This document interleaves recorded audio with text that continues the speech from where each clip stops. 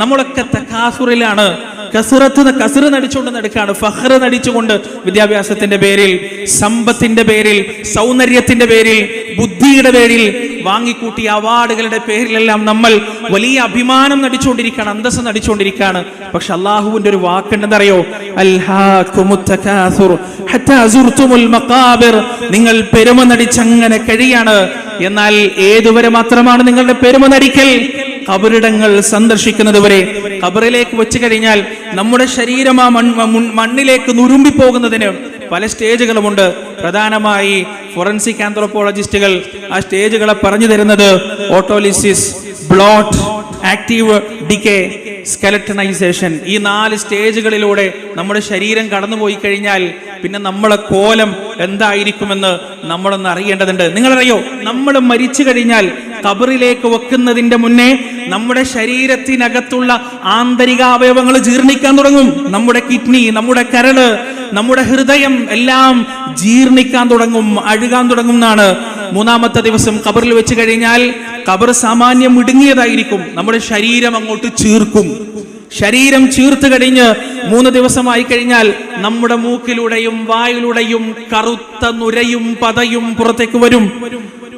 കണ്ടാൽ അറക്കുന്ന, മൂക്കുകൊണ്ട് മൂക്കുള്ള മനുഷ്യർക്ക് നിൽക്കാൻ കഴിയാത്ത അത്രയും കഠിനമായ ഘോര ദുർഗന്ധം പുറത്തേക്ക് വിട്ടുകൊണ്ട് നമ്മുടെ മൂക്കിൽ നിന്നും വായിൽ നിന്നും കറുകറുത്ത ദുർഗന്ധം വമിക്കുന്ന നുരകളും പതയും പുറത്തേക്ക് വരാൻ തുടങ്ങും.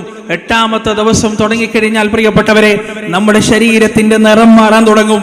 അത് വല്ലാത്ത കറുപ്പായി മാറും, കണ്ടാൽ പേടി തോന്നുന്ന കറുപ്പായി മാറും.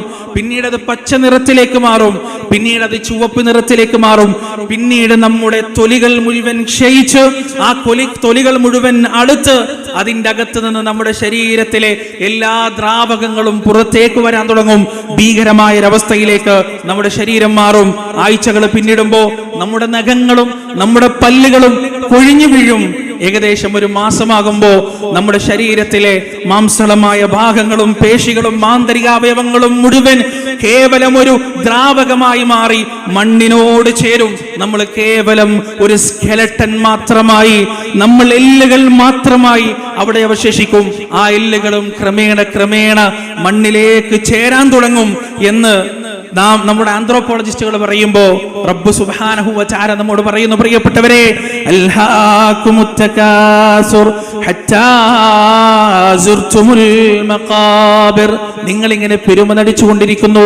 എത്ര തന്നെ നിങ്ങൾ പെരുമ നടിച്ചാലും ഖബറിലേക്ക് വെച്ച് കഴിഞ്ഞാൽ 1 മാസത്തിനകം 2 മാസത്തിനകം ശരീരത്തിന്റെ എല്ലാ സൗന്ദര്യങ്ങളും നഷ്ടപ്പെട്ടുകൊണ്ട്